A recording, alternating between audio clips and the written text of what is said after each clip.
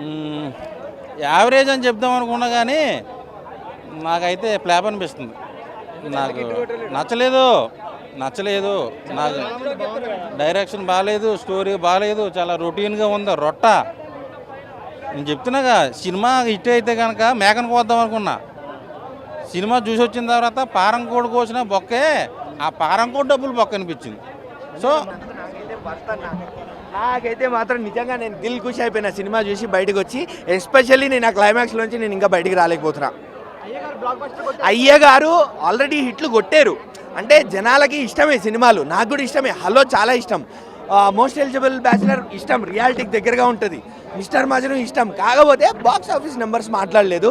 ఈ సినిమాతో box office numbers మాట్లాడతాయి, ఫ్యాన్స్ మాట్లాడరు, మనం సినిమా చూసి వచ్చిన వాళ్ళం మాట్లాడము.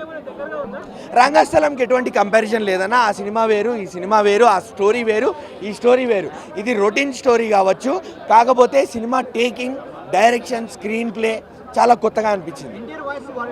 ఎన్టీఆర్ వాయిస్ ఓవర్ అనేది మంచి స్టార్ట్ ఇచ్చింది సినిమాకి, చాలా ప్లస్ అయింది. ఎందుకంటే మనల్ని ఒక ఫ్రెష్ మూడ్లోకి తీసుకెళ్తుంది సినిమా. బికాస్ ఫస్ట్ హాఫ్ అనేది స్లో ఉంటుంది, చాలా స్లో నరేషన్, మీకు ఆ స్లో మోషన్ ఎలివేషన్ షాట్స్తో కొంచెం చిరాకు వస్తుంది. బట్ ఆ సినిమా స్టార్ట్ అవ్వడం అనే పద్ధతి మనకి కొంచెం ఒక గుడ్ నోట్లో స్టార్ట్ అవుతుంది. నాకైతే భాగ్యశ్రీని పెట్టుకోవడం మంచిదైంది అనిపిస్తుంది. బికాస్ భాగ్యశ్రీ గారి అందం అలాంటిది, చూసుకొని అటు ఇటు చూడలేం, సినిమా మీద కాన్సన్ట్రేషన్ ఉంటుంది భాగ్యశ్రీతో పాటు. అలానే ఆవిడ యాక్టింగ్, కాంతాలో చూసాం ఆవిడ ఎలాంటి పర్ఫార్మర్ అనేది. సో ఇలాంటి రోల్, పర్ఫార్మెన్స్ ఓరియంటెడ్ రోల్స్లో మనకి అలాంటి యాక్టింగ్ చేసే పర్ఫార్మెన్స్ ఉన్న హీరోయిన్స్ని పెట్టుకోవడం అనేది చాలా మంచి advantage. And Bhagyashree is the best choice.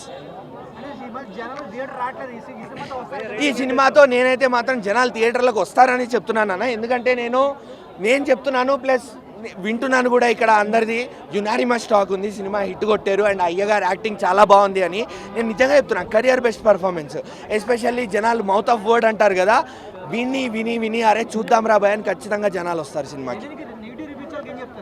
Negative review ఇచ్చే వాళ్ళకి ఒకటే చెప్తా అన్న, మీరు సినిమాని ఎలా చూస్తారో, ఎందుకు చూస్తారో నాకైతే తెలీదు. బేసిక్గా ఎయిదర్ ఒకటి సినిమాలు చూడడం అయినా బంద్ చేయండి, లేకపోతే మీరు సినిమా తీసుకొని మా ముందుకు రండి, అంతే. నేనైతే ఒక 3 ఇస్తాను అన్న.